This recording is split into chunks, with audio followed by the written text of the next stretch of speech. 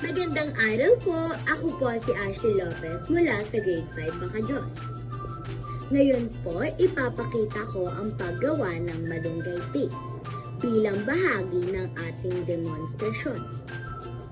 Ang malunggay o Moringa oleifera ay kilala bilang isang halaman na masustansya.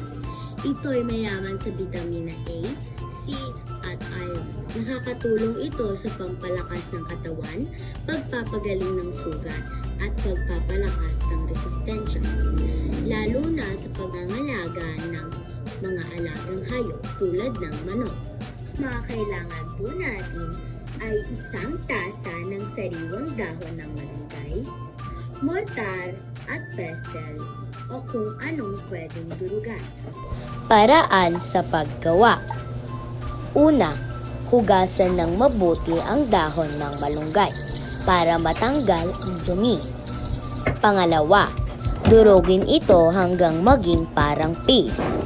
Pangatlo, maaari na itong gamitin. Ipantapal sa sugat ng manok o ihalo sa pagkain. Isang kutsara kada pakain at isang beses sa isang araw sa loob ng 2 hanggang 3 araw.